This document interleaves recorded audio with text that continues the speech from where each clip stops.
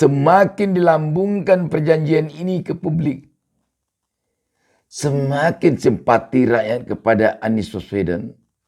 Semakin tampak bahwa Anies Baswedan adalah seorang tokoh yang bersih.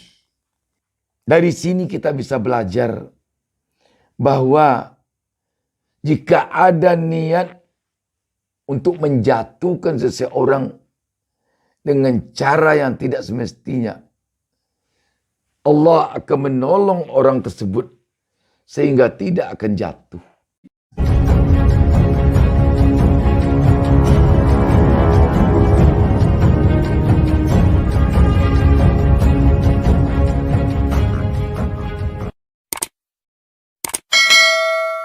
Assalamualaikum warahmatullahi wabarakatuh. Senang sekali kita berjumpa kembali dalam kesempatan ini. Tak lupa saya mendoakan kepada Allah Subhanahu wa taala, Tuhan Yang Maha Esa. Semoga seluruh pemirsa channel YouTube Bustami Narda Official selalu mendapatkan berkah dari Allah Subhanahu wa taala, Tuhan Yang Maha Esa. Sahabat BN, kisru tentang perjanjian antara Anies Baswedan dengan teman akrabnya Sandiaga Uno yang maju berpasang pada Pilgub DKI Jakarta tahun 2017 masih menyisakan hal-hal yang menarik untuk kita perhatikan.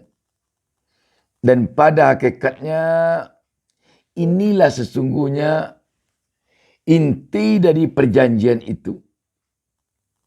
Dan teranglah bahwa ada semacam indikasi upaya melambungkan perjanjian ini ke permukaan, ke publik.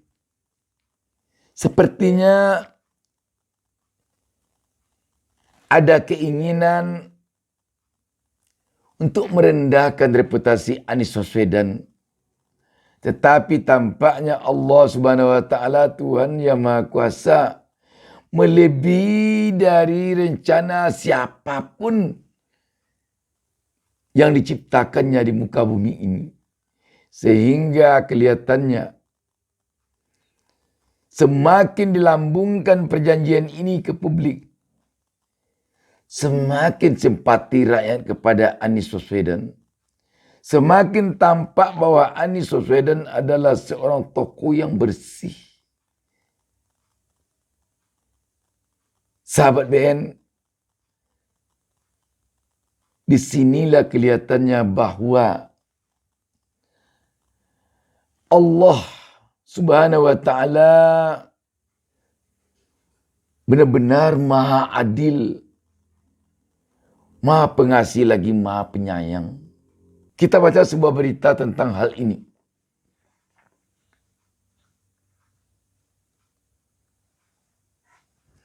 Kompas.com menurunkan berita di bawah judul Henry Satrio .2. Dalam perjanjian, Anies kembalikan semuanya jika kalah, tetapi selesai jika menang. Berita ini tanggal 7 Februari 2023. Jakarta Kompas.com. Mantan Gubernur DKI Jakarta Anies Baswedan disebut pernah menaikkan perjanjian dengan ex pendampingnya di Balai Kota Sandiaga Uno untuk memulangkan pinjaman uang seandainya kalah dalam Pilgub DKI Jakarta 2017. Hal itu diungkapkan perwakilan tim kecil Anies, Henry Satrio, kepada wartawan di kawasan Cikini pada Selasa 7 Februari 2023. Di perjanjian itu tertulis, kalau kalah, Anies harus mengembalikan semuanya. Semua biaya pada saat Pilgub, tetapi bila menang, selesai. Jadi pokoknya besar deh. Nggak usah dibalikin, ujar pria yang akrab disapa Handset pada Selasa petang. Ia menegaskan bahwa perjanjian itu bukan bersifat sudah lunas, tetapi selesai. Sebab Anies tak usah membayar apa-apa kepada Sandiaga lantaran berhasil menundukkan Basuki Cahayapurnama, Jarod Saiful Hidayat dalam kontestasi. Ia pun menyebut perjanjian Anies Sandi itu sebagai budaya baru dalam pilkada. Biasanya kalau menang gue balikin, kalau kalah rugi bareng. Ini Anies enggak. Kalau kalah gue ganti duit lo, kalau menang kita selesai, ujar dia.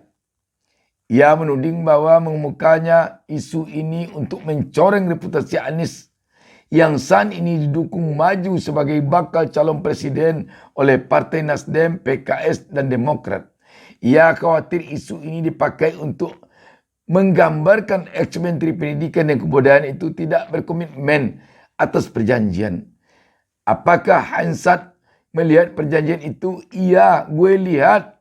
Tapi kenapa tidak boleh disampaikan? Ya, emang tidak boleh, ujar Hansat. Sementara itu, Sandiaga sebelumnya menyebut Anies memiliki janji politik dengan dirinya dan Ketua Umum Partai Gerindra Prabowo Subianto untuk Pilgub DKI 2017.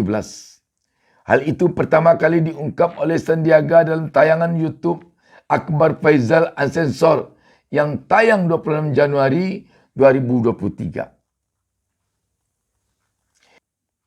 Menurut Sandiaga, perjanjian itu ditulis oleh Wakil Ketua Dewan Pembina Partai Gerindra yang lain, yaitu Fadli Zon, dan ditandatangani oleh Anies Prabowo dan Sandi. Wakil Anies dari tim kecil bakal Koalisi Perubahan, Sudirman Said, menampik bahwa Anies masih terikat perjanjian tersebut. Saya tidak mendengar ada perjanjian Prabowo Anies soal Pilpres. Yang ada perjanjian soal berbagi beban biaya pilkada dengan Pak Sandi. Itu saya tahu, kata Sudirman Said di kawasan Soekarno-Hatta, Tangerang, Senin 30 Januari 2023. Terbaru, Wakil Ketua Umum Partai Golkar Ewin Aksa menyampaikan bahwa perjanjian yang ada hanyalah melibatkan Anies dan Sandiaga. Sebagai salah satu pendukung Anies Sandi dalam Pilgub DKI Jakarta 2017, Erwin mengaku mengetahui perjanjian tersebut. Menurut dia, perjanjian itu soal utang piutang logistik Pilgub DKI Jakarta 2017. Ia menceritakan, saat itu Anies tidak punya cukup dana dan melakukan peminjaman pada Sandi. Kira-kira begitu, karena yang mempunyai likuiditas Pak Sandi kemudian memberikan pinjaman kepada Pak Anies. Karena waktu itu kan putaran pertama, kan namanya juga lagi tertatih-tatih juga kan waktu itu. Katanya saat dihubungi Kompas.com Minggu 5 Februari 2023.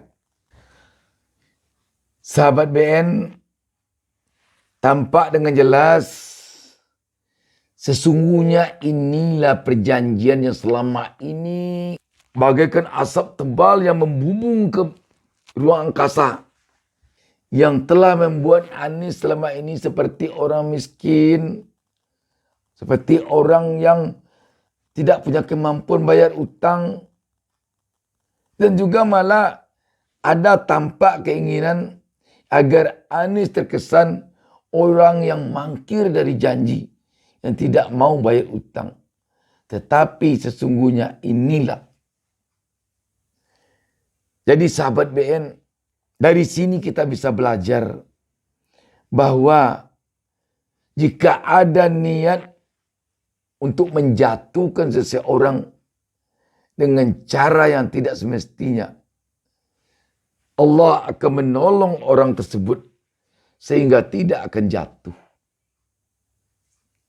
Dengan demikian, setajam apapun persaingan di dalam kehidupan di dunia ini, baik persaingan dalam dunia politik maupun persaingan dalam dunia bisnis atau persaingan dalam segi apapun juga, jangan lupa bahwa Allah Subhanahu wa taala, Tuhan Yang Maha Esa, melihat terus apa yang dilakukan oleh hambanya. Dan Allah mengetahui, dengan sungguh sangat mengetahui detak jantung, niat hati dari orang-orang yang bergerak melakukan sesuatu itu. Ini terbukti perjanjiannya, kalau kalah Anies kembalikan uang sandi. Kalau menang selesai. Apalagi. Tetapi selama ini inilah yang tidak dibuka ke permukaan. Sehingga keinginan untuk menjatuhkan reputasi Anies selalu digembar-gemborkan. Namun ternyata semakin digembar-gemborkan, semakin tinggi simpati rakyat kepada Anies. Sehingga muncullah keinginan rakyat untuk melunasi utang Anies dengan cara saweran, dengan cara beriur. Sahabat BN, apa yang terjadi ini harusnya menjadi pelajaran bagi kita. Jangan lupa kita bahwa yang mengatur kehidupan kita ini bukan kita. Yang menentukan kehidupan kita ini bukan kita. Yang menentukan kalah menangnya kita dalam sebuah persaingan politik bukan kita. Tetapi adalah Allah Subhanahu wa Ta'ala, Tuhan yang Maha Esa. Karena itu, jangan sampai desakan syahwat keinginan kita untuk meraih kekuasaan melewati keinginan Allah Subhanahu wa Ta'ala, Tuhan yang Maha Esa. Jangan sampai upaya untuk meraih kemenangan, jangan sampai dengan cara menganiaya lawan dengan cara yang tidak baik. Ibaratkan kita bersaing dalam sebuah pertandingan, menyalakan lampu. Jangan sampai agar lampu kita mendapat juara satu nyalanya, lampu kawan lantas dimatikan. Tetapi sebaiknya, biarkan kawan berupaya untuk menyalakan lampunya sebaik-baiknya. Kita nyalakan pula lampu kita sebaik-baiknya. Itu yang lebih fair.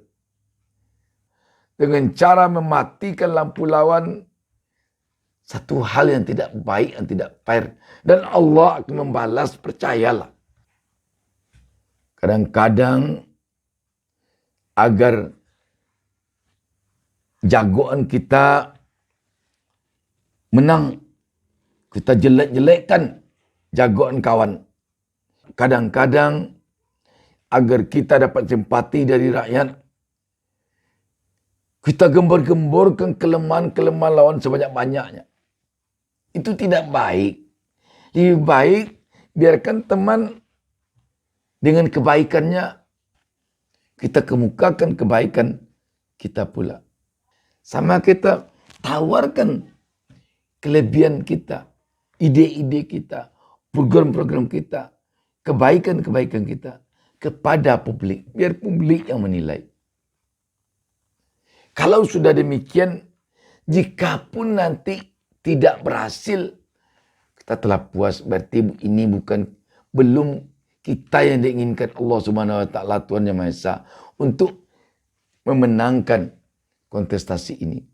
Kalau kita berhasil, kita tidak akan sombong. Kita akan mengatakan keberhasilan kita ini adalah karena keinginan Allah memberikan keberhasilan pada kita. Kalau sudah di sana duduknya, seseorang tidak akan stres apabila kalah. Dan tidak akan lupa diri kalau menang. Coba kalau kalah, berarti Allah belum menginginkan kita untuk menang. Mungkin ada yang lebih baik bagi kita oleh Allah selain dari ini. Kalau kita menang, kita tidak akan lupa diri. Kita tidak akan sombong. Karena mungkin ini beban yang diberikan Allah kepada kita. Apakah kita sanggup memikulnya sesuai amanah dari Allah melalui rakyat? Sesungguhnya kalau seseorang telah berpegang kepada prinsip demikian, dia tidak akan membuat pesta besar-besaran di kala menang. Karena dia menganggap itu adalah beban amanah yang dipikulnya. Yang belum tentu dia akan selamat memikulnya sampai ke akhir masa jabatannya. Belum tentu dia akan amanah sesuai dengan yang diinginkan oleh Allah Subhanahu wa taala atau yang diinginkan oleh rakyat yang memberikan beban itu kepadanya. Dia mungkin nanti akan membuat pesta besar-besaran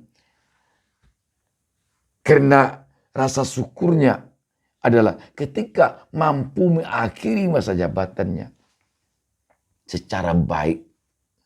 Ini kita kebanyakan begitu menang euforia, bukan main. Seakan-akan kemenangan itu adalah sudah menjadi kebahagiaan yang paling bahagia bagi kita.